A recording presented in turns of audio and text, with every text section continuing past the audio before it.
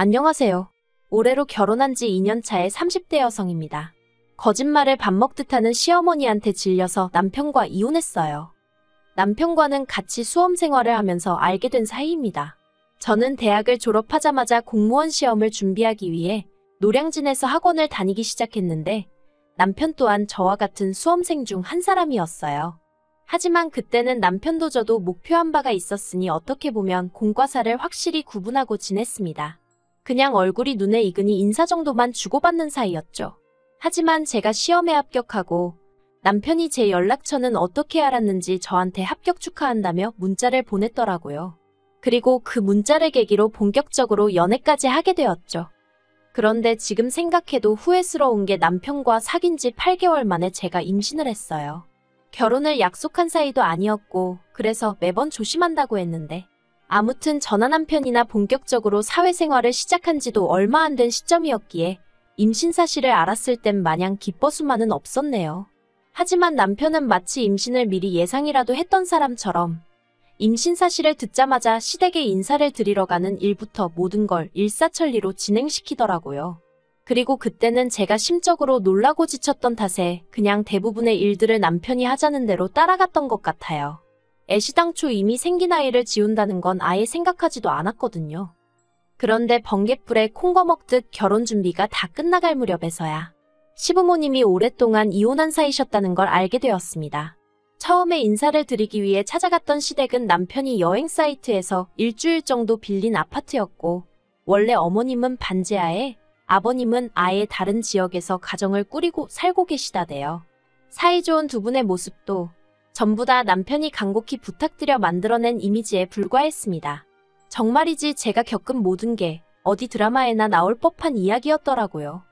하지만 이 사실을 알았을 땐 결혼 자체를 미루고 싶은 생각도 들면서 한편으로는 하루가 다르게 불러오는 배와 가뜩이나 혼전 임신으로 결혼한다고 하여 친정부모님 가슴에 대못을 박았는데 이제 와서 파혼 소리를 어떻게 꺼내나 싶대요.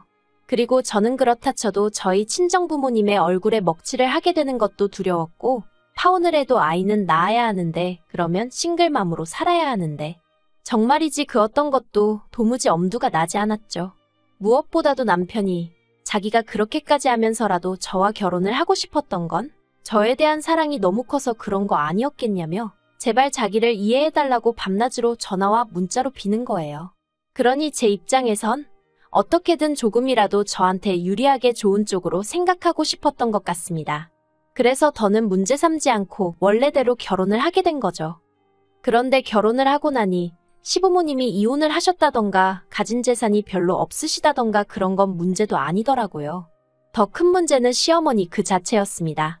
결혼하고 가까이서 지내보니 한마디로 정말 인성에 문제가 많으신 분이셨거든요. 일단 없는 얘기까지 지어내시면서 제 험담을 하여 남편과 제 사이를 이간질하셨어요. 이해가 안 되는 게 어머님 입장에서 어머님 아들하고 며느리인 제가 싸우면 도대체 어떤 좋은 점이 있으시길래 그렇게 툭하면 저와 남편 사이에서 없는 말을 지어내시나 싶대요. 결혼하고 얼마 되지 않았을 때였습니다. 하루는 퇴근한 남편이 씩씩대며 집에 들어오더니 다짜고짜 저더러 어떻게 그럴 수 있냐는 거예요. 그래서 무슨 말이냐니까 이번 주 내내 어머님 전화를 제가 한 통도 안 받고 다 무시했다던데 그 말이 진짜냐고요. 황당하고 어이가 없었죠. 무시하긴 뭘 무시하냐고 전화가 온 적도 없다 했습니다. 그러자 남편이 어머님이 아침에 일하는 남편에게 전화해 서운해 죽겠다며 며느리가 전화도 안 받고 혼자 사는 시애미가 무슨 일이 있는지 없는지 관심도 없는 모양이라며 우시더라나요. 그래서 제가 제 핸드폰을 남편 코앞에 들이밀며 보라고 부재중 전화 목록도 보고 한번 뭐라도 있는지 내키는 만큼 샅샅이 뒤져보라고 했네요. 그랬더니 남편이 됐다면서 저더러 벌써 지운 건 아니고 하며 빈정거리는 게 아니겠어요? 그리고 그런 남편의 모습을 보니 절대로 이대로 그냥 넘어가면 안 되겠다 싶었습니다. 그래서 AS 센터 가서 점검받고 기지국이며 콜센터에 전화해서 다 확인해보고 대리점에도 가보고 그리고 당연히 모든 곳에서 하는 말은 한결같이 애초에 상대방 쪽에서 발신 자체를 안 한 거라고요. 그래서 며칠 뒤 그간 제 나름대로 조사한 걸 남편한테 쥐어줬어요. 그러니까 그제서야 남편이 좀 당황한 얼굴로 그러면 어머님이 뭘 착각하셨나 보다면서도 그새 또 저한테 하는 말이 너는 이렇게까지 시시비비를 가렸어야 했냐며 너가 먼저 했으면 되는 거 아니냐 하는데 저도 결혼 초에는 어머님한테 몇 번이나 먼저 연락을 드리곤 했었죠. 그런데 그럴 때마다 어머님이 저더러 당신을 감시라도 하는 거냐며 왜 이렇게 전화를 해대냐고 짜증을 내시기 일쑤셨거든요. 그러니 저도 사람인데 무슨 기분이 난다고 어머님한테 전화를 드리고 싶었겠어요? 그래서 그냥 오는 연락이나 받고 아니면 이따금씩 문자나 보내고 그러는 상황이었지요. 게다가 이뿐만이 아니었습니다. 처음엔 왜 시댁 외가 쪽 어른들이 저를 그렇게 가자미 눈을 하고 보시나 했는데 알고 보니 어머님이 시댁 외가 쪽에도 제 욕을 어지간히 해두셨더라고요. 정말 여러 가지가 있는데 그 중에서도 제일 어이가 없었던 게 제가 작정하고 남편을 꼬셔서 임신까지 하고 그래서 당신이 어쩔 수 없이 결혼을 허락했다는 이야기였습니다. 아니 아무리 팔이 안으로 굽는다지만 객관적으로 봐도 제 조건이랑 남편 조건이랑 비교해보면 제가 미쳤다고 그럴 이유가 없어요. 그저 제가 모든 걸 다 참고 남편과 결혼을 한 건 말 그대로 제가 임신을 했고 뱃속에 아이를 아빠 없는 아이로 만들고 싶지 않았을 뿐이지. 그런데 어머님은 당신 아들이 너무 잘나서 제가 노렸다는 식으로 당신 친지들한테 얘기를 하고 다니신 데다가 친정이 좀 산다고 시어머니 알기를 우습게 알아서 예단도 아무것도 안 한 거라고 말씀하고 다니셨던 거죠. 그러니 그쪽 어른들 입장에서는 제가 얼마나 괘씸했겠어요? 그래서 오죽하면 제가 한 번은 다 모인 자리에 등기부등본을 들고 나갔습니다. 친정아버지 소유의 아파트에서 저희가 살고 있고 그래서 예단을 생략했던 거라는 설명을 하기 위해서요.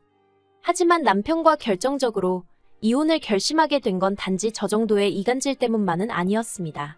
정말 저를 미치게 만든 건 어머님의 말도 안 되는 거짓말이었어요. 물론 그간 이간질을 하시면서도 말도 안 되는 별의별 거짓말을 하시긴 했지만 이번에 거짓말은 정도가 심해도 너무 심했고 도를 지나쳐도 한참을 지나치셨거든요. 저희의 돌까지 3달쯤 남았던 때 돌잔치는 생략하는 게 어떨까 하는 얘기가 나왔습니다. 실제로 저나 남편이나 주변의 애는커녕 결혼을 안 한 지인들도 많았던지라 결혼식에 이어 돌잔치까지 부르면 부담을 주는 것처럼 보일 것 같았거든요. 그런데 시어머니께서 난리셨습니다. 그래도 곽씨 가문의 첫 손자인데 어떻게 돌잔치를 생략하냐면서 그렇게는 안 된다고 호텔에서 멋들어지게 해야 한다면서요. 하지만 물론 땡전 한 푼 보태주신다는 말씀은 없으셨고 그냥 무턱대고 화만 내시는 상황이었죠.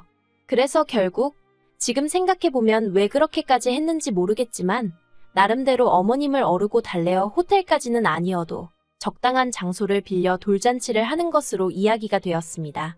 그런데 돌잔치 당일 사람들 모두 화기애애하고 좋은 이야기만 오가는 와중에 머리끝부터 발끝까지 무슨 바비 인형 마냥 분홍색으로 칠갑을 하고 오셔가지고는 사회자가 친할머니가 아이한테 덕담 한마디 해주세요 하고 마이크를 건넸을 때였습니다. 어머님이 대뜸 여기 오신 분들 모두 감사합니다 하시더니 실은 당신이 위암 사기다. 언제 죽을지 모른다. 아들도 며느리도 평소에 연락을 잘 안 해서 내가 아픈 걸 몰랐을 거다. 서럽고 서운하다. 뭐 그런 말씀을 하고 계시는 거예요.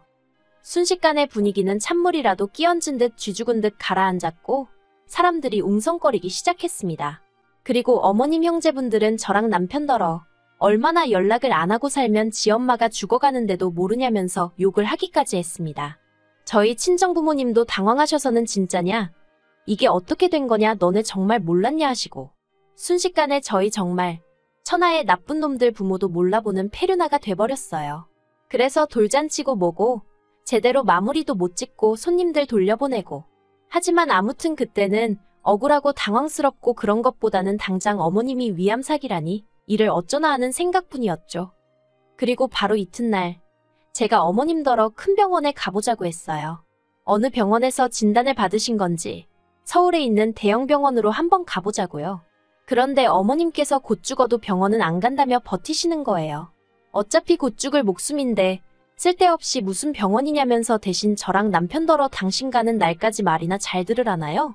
항암이고 뭐고 아무것도 하실 생각 없다 하시면서 그냥 맘 편히 살다 죽었으면 좋겠다면서요. 그리고 어머님 고집을 도무지 꺾을 길이 없어서 남편에게 어떻게 하면 좋겠냐니까. 남편은 한다는 말이 그러면 어머님 마지막 소원 들어드린다 생각하고 당분간 우리 집에서 살게 하시면 안 되겠냐입니다. 어머님 혼자 반지하에 지내다 가시는 거 자식으로서 가슴이 아프다고요. 그리고 친정아버지께서도 그 이야기를 들으시더니 그렇게 하라고 당장에 모시고 오라고 하셨죠. 그래서 얼결에 어머님과의 합가가 시작되었습니다. 그리고 환자라는 이유로 정말 별의별 것을 저에게 요구하시더라고요. 일단 시작은 안방이었어요. 원래는 작은 방 중 손님방으로 비워둔 방이 있었기에 그 방을 어머님이 쓰실 수 있도록 해둔 상황이었거든요.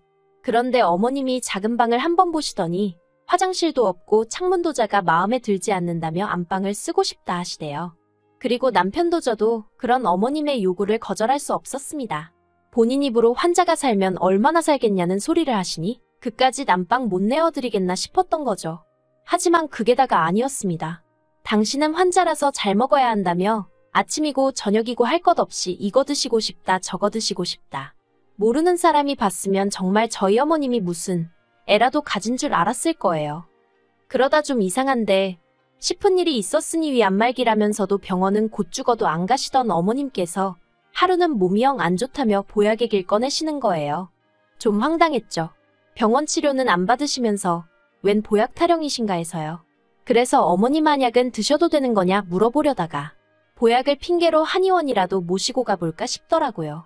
그래서 어머님께 제가 그 보약 해드리겠다며 한의원에 가자 했어요. 그랬더니 어머님이 정말 좋아서 집을 나서시는 게 눈에 보이더라니까요. 그렇게 한의원에 도착했습니다.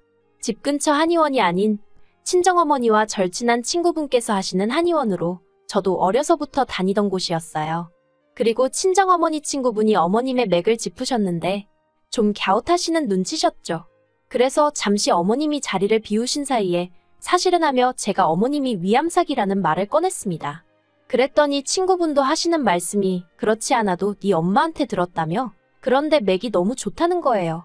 보통 위암사기 정도 되면 맥이 약하고 불규칙한데 저희 어머님은 젊은 사람 마냥 좋다며 정말 위암이 맞냐고 저한테 되물으시더라니까요. 그리고 그때 저는 뭔가 등골이 싸늘한 게 확실히 짚고 넘어가야겠다 싶더라고요. 그래서 일단 어머님을 모시고 다시 집으로 향했습니다. 집에 도착하여 남편이 오기만을 기다렸어요. 그리고 얼마 안 있다 남편이 퇴근을 했는데 그날도 손에 뭔가 들려있더라고요. 그래서 그건 또 뭐냐니까 어머님이 치킨 드시고 싶다고 하셔서 사왔답니다. 어휴. 그래서 제가 어머님께 대놓고 암 환자가 치킨 같은 건 먹어도 되는 거냐 물었어요. 그랬더니 좀 전까지 멀쩡하던 양반이 또 다 죽어가는 표정의 목소리를 하시고는 어차피 때 되면 죽을 거 치킨 먹는다고 얼마나 일찍 죽기야 하겠냐 하시는데 정말 어이가 없대요. 저는 그런 어머님께 어머님 드시지 마시라 했어요. 그리고는 사실 충격받으실까봐 말을 안 했는데 아까 저희 친정어머니 친구분이 말씀하시길 어머님 맥이 너무 안 좋다고 하더라고. 당장 주무시다 어떻게 되셔도 이상하지 않을 정도라고 당장 큰 병원에 가서 검사를 받아보는 게 좋겠다 했다고 없는 말을 지어냈습니다. 어머님 반응 좀 보려고요. 그리고 설마 했는데 어머님의 반응이 가관도 아니었습니다. 정말 기절할 듯 놀라시며 당장 응급실로 가자시는 거예요. 그 소리를 듣고 어떻게 가만히 있느냐고요. 그리고 바로 응급실로 향했는데 어머님이 간호사를 붙들고 하시는 말씀이 생각해보니 요 며칠 가슴도 갑갑한 것 같고 머리도 아프고 그랬다며 빨리 검사 좀 해달라 하시는 거예요. 그리고 저는 그런 어머님 옆에서 간호사에게 저희 어머님이 위암사기라는 말을 빼놓지 않았죠. 그러자 간호사가 뭔가 이상하다는 듯 머리를 갸웃하더니 일단 알겠다 하대요. 그런데 어째선지 저희 어머님은 당혹스러운 표정으로 저와 남편의 눈치를 살피실 뿐이었습니다. 그리고 몇 시간 후 엑스레이며 CT며 전부 다 결과가 나왔는데 의사 말이 멀쩡하시다. 핏줄도 얽힌 데 없이 쭉쭉 뻗어나가고 있다며 다 좋답니다. 그래서 제가 저희 어머니 위암은요 하니까 의사가 저를 정말 황당하다는 듯 한번 보고는 누가 위암이냐고 오히려 저한테 되묻더라니까요. 그렇게 집으로 돌아왔습니다. 어머님과 저희 부부는 식탁에 둘러앉았고 제가 먼저 말문을 열었어요. 어떻게 그런 거짓말을 하실 수 있냐고요. 그랬더니 어머님이 거짓말 아니랍니다. 의사가 돌팔이래요. 전 병원에서 오진을 한 거거나 아님 지금 의사가 돌팔이거나 아무튼 당신은 거짓말은 안 했다나요? 에휴, 차라리 속여서 미안하다 했으면 노인네의 주책이다 생각하고 저도 어떻게든 참아보려고 했을 수도 있는데 말이죠. 그래서 남편더러 어쨌든 어머님은 멀쩡하시다 하니 얼마나 다행이냐. 이제 다시 원래 사시던 대로 모셔다 드리라 했습니다. 암이라고 해서 같이 살기로 했던 건데 아니라 하니 같이는 못 산다고요. 그랬더니 어머님 하시는 말씀이 저더러 당신이 건강해서 유감이냐입니다. 그럴 리가요. 건강하셔서 유감이 아니라 거짓말을 하셨다는 게 유감이다 했네요. 그리고 그것도 거짓말을 손자 돌잔치에서 하시지 않았냐고 그러니 제가 좋은 소리가 나가겠냐고요. 그러자 이번엔 남편이 아무리 그래도 그렇지 어떻게 하루아침에 어머님을 내쫓으려 드냐며 저더러 참 모질다 하더니 어차피 이렇게 같이 살게 된 거 그냥 모시고 살잡니다. 자기가 보기엔 어머님이 저희 집 오신 이후로 안색도 많이 빨가지고 좋아지셨다면서 이참에 우리네 식구 건강하게 오래오래 살자는 말 같지도 않은 소리를 하면서 말해요. 그래서 제가 남편더러 당신은 어머님 얼굴 밝아진 것만 보이고 와이프인 나 시달려서 반쪽된 건 안 보이냐 했어요. 그리고는 다 필요 없으니 당장 어머님 댁으로 모셔다 드리던가 아니면 당신이 따로 나가서 모시고 살라 했습니다. 그러자 어머님이 건강해서 미안하다며 늙었으니 죽어야지. 안 아파서 미안하다. 말도 안 되는 억지를 쓰시는데 저도 그간 당한 바가 있다 보니 어머님이 하시는 모든 게 꼴보기가 싫더라고요. 그래서 제가 어머님 떨어 그러게 정말 왜 그렇게 추하게 늙으시는 거냐고 한마디 해버렸어요. 어휴. 뒷일은 뭐 고성이 오가고 경찰 오고 난리도 아니었습니다. 그리고 결국 남편이 저에게 이혼을 통보해왔어요. 시어머니 알기를 우습게 아는 저 같은 여자랑 더는 못 살겠다는 황당한 핑계를 대면서 말이죠. 그래서 저도 진작에 당신을 사기 결혼으로 고소하지 않은 게 유감이라며 이혼하자 했습니다.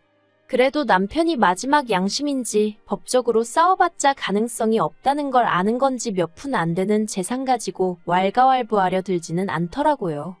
다행이었죠. 그래서 합의 이혼하고 아이는 제가 키우기로 했습니다. 양육비는 달에 80씩 받기로 했는데 글쎄요, 무슨 재주로 주려나? 벌써부터 기대도 되고 걱정도 되네요.